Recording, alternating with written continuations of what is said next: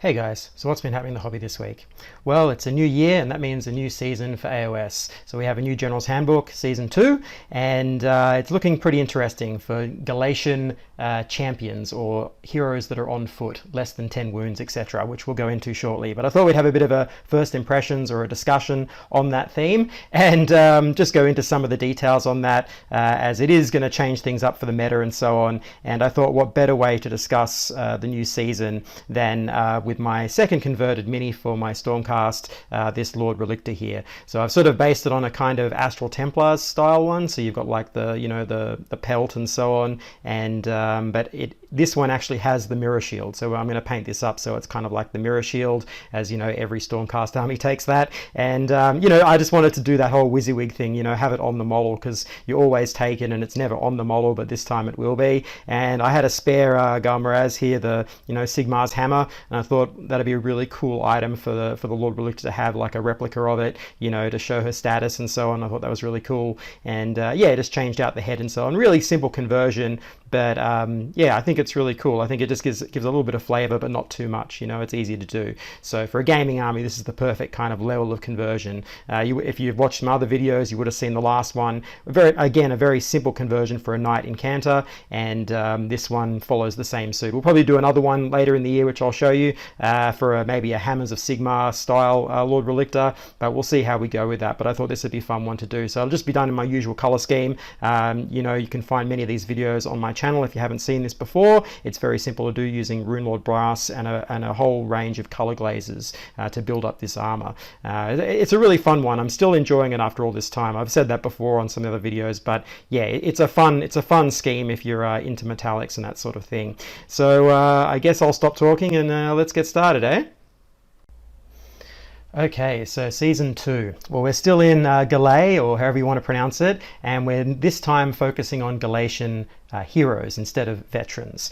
So there were a few really good things that came through from the last General's Handbook, and one of those was fighting within half an inch of someone else who's in combat, and this allowed for older style units on bigger bases with short reach to actually all engage in combat. Things like ogres and trolls and those sorts of units that found it difficult previously to be able to get into combat, they now could. And so that was one really nice thing, and there was of quite a few others, and some of these rules have carried across into this now General's Handbook, and you can see a bit of a theme. They're obviously playing with I would imagine concepts that are in the next edition of Age of Sigmar, and so you'll be able to still access that rule as well, but now it's in a core battalion for the season, so or a special battalion for this particular 6-month period. So they are carrying through a lot of those things, and of course also missions, the scenarios, some of those have come across, some have got left behind, we've got new ones and that sort of thing to mix it up. But the main thing here is the focus on the heroes. So how's that going to change the meta? Well, I'm sure by now, by the time this video comes out, we will have already seen that meta shifting, and I've mentioned this before in another video, but and many YouTubers and people who commentate on Age of Sigmar will have already said this, and you probably would have already heard it, but it's not going to drastically change the meta, but for certain armies it's definitely going to be very useful. Armies that take on foot heroes a lot, then they're going to benefit from some of these rules. Not all, but some. And the armies that are doing well are still going to do well. This isn't like so game breaking or changing that it's going to drastically alter everyone's lists. But so those that are on the top will probably still be on the top, and the types of lists that get run will still probably get run, barring a few small variations to help maximize on those battle tactics. So it's not a massive change to the game, which I kind of prefer. I prefer these smaller increments. You don't want massive changes all the time. So that's kind of like the first thing, I guess. And the second aspect to this, which I'm sure has already been talked about, is the battle tactics that are in this particular GHB Season 2.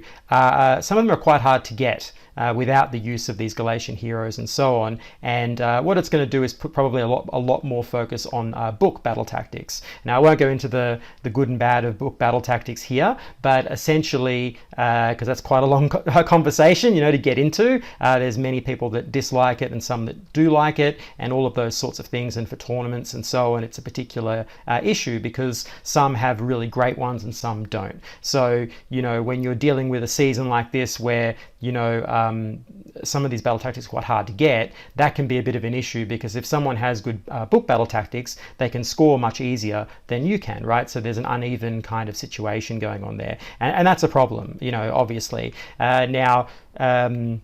Fortunately for those of us that are playing Stormcast, you're in a pretty decent position, not the best position, but you're in quite a good position to take advantage of some of these rules. The book battle tactics inside of Stormcast aren't great, but there are a couple that are possible to get, and judging by the way you'll probably end up building your lists, you might be able to at least snag one or two of these in your book, at least one, and that will help take a bit of pressure off some of the others that are in the main GHB pack. And I think that's really cool for Stormcast. The main benefits for Stormcast though really aren't in that. They're really in the fact that you've got a lot of really good cheap on-foot hero choices, which are actually quite useful for this season. And one of those is a knight, Zephyrus, I think they are. So these little guys can use the Winds of Etheric to jump around the battlefield, and they're only going to be 110 points. So they should be by now, since this GHB will have dropped, and that's a really good cheap on-foot hero that can basically teleport freely around the battlefield.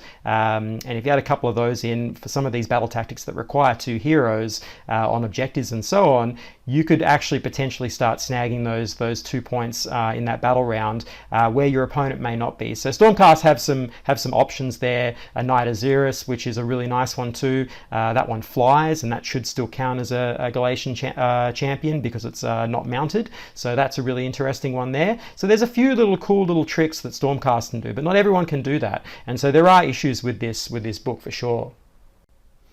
And so before I go too long on that tirade, you know, let's step back a bit and look at, you know, what is this Galatian champion? Well, it's basically an on-foot hero or unmounted hero that's not unique, that is less than 10 wounds, right? So every army has, you know, at least one of these or multiples, and that's what's going to count for this particular champion. Now, alongside that, you've got things like there'll be a realm spell that wizards know, which is actually kind of useful. There are quite a few little, or at least there's a lot of interesting things inside of this. We have, you know, artifacts and so on, and abilities that can be given, unique enhancements that can be given to a Galatian champion. You know, things like the 5-up ward is back, you know, but only for these on-foot heroes, you know. So you might want to, you know, be speccing into Command Entourage and Warlord battalions to take advantage of extra artifacts so you can get some of these. One of the unique enhancements is, you know, they can teleport once per battle. We'll see with Stormcast you've got a character that can do that naturally, but in other armies you don't, so you might want to spec into the, you know, the once per battle teleport, and that might get you that 2 points for that round, you know, that crucial round, either maybe the first turn or the last turn, or one of those that's hard to get battle tactics, right? So there's a lot of interesting I guess rules inside of this book, in addition to the basic premise of the Galatian champion, which can be useful and does give some leveling to the armies that do and don't have, right? But on the whole, it's not doing massive amount of change to the game.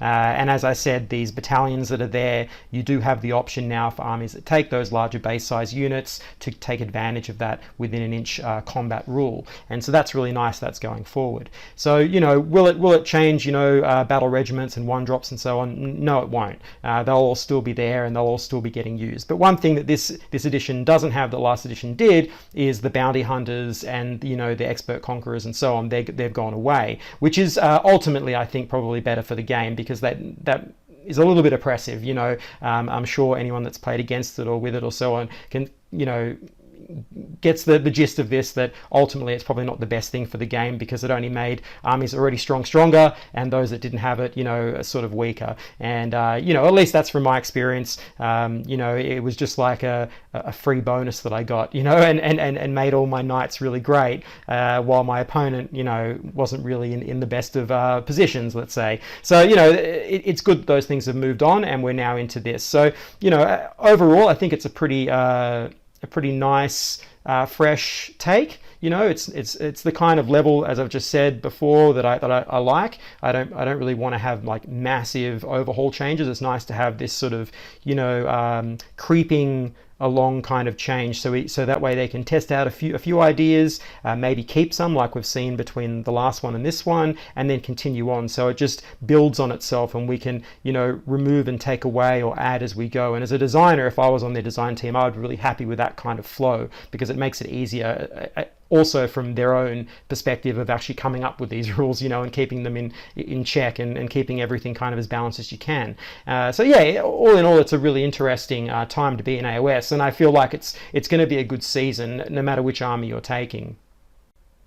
You know, I've mentioned Cruel Boys before. Cruel Boys are coming into their own. Now, I know currently the meta probably puts them at the bottom and so on, but, you know, this 6-month season I feel like is a good season for Cruel Boys. If anyone's out there that's a Cruel Boy stan, you know, this is perfectly made for you. You know, you're going to take multiple shamans, on-foot heroes. You know, you've got lots of these Galatian champions already existing in your normal army build, right? So, and also things like Iron Jaws as well, who take multiple war chanters, that sort of thing. So you're going to have these access to these heroes and these little extra tricky little abilities, which are going to really play well into the overall, you know, army composition, and just give you additives. You know, one of the best ones is that, you know, if they're within 1 inch of a battle line unit, they can't be shot at, they can't be targeted, right? So that's a really powerful thing. And for armies like that have these sort of horde-like armies with you know, lots of auras and these tight formations and so on,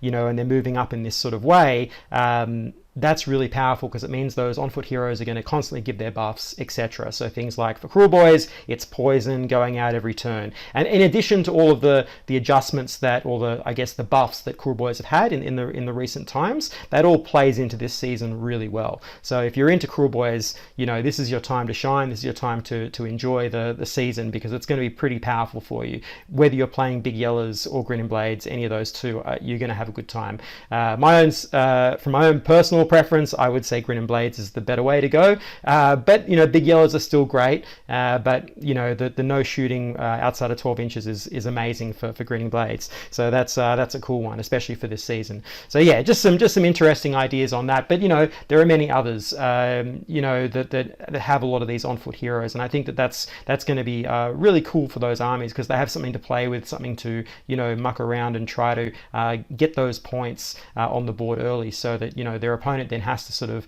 you know, come back and actually fight for those points in the you know, the third and fourth round.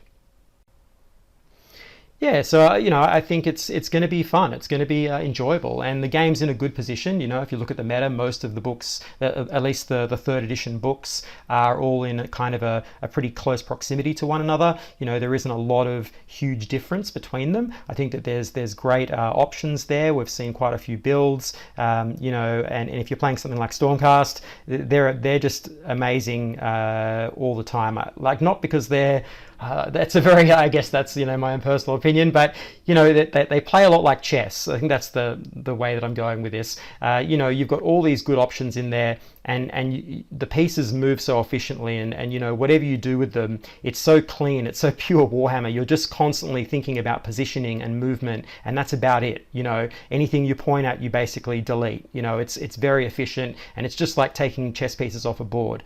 You know, but they have their fragility, and so you can't be sort of over the top with it. But if you're careful, again, with that positioning, you know, your deployment, your movement, you know, that's Warhammer, right? That's the basis of all of it. And Stormcast really make you focus on it, because they don't have a lot of auras and buffs and, you know, these sort of synergies going on. They're just individually very good, and so it makes you really think about those basic fundamentals to do with Warhammer. And it's really good to get your game up, you know, to get better at the game, because you're not having to deal with all that extra baggage, you know, in your mind of all the other things you have to remember. So, you know, if you're into Stormcast and you're watching this, this is a great season for you too. You've got lots of options, lots of cheap heroes to get those extra points, and, you know, really focus on the game itself and the way the game plays out, the movement, all of those sorts of things, because it's a really satisfying army from that point of view. But you know, many others have a similar, are in a similar boat, that are these sort of very efficient or maybe elite armies that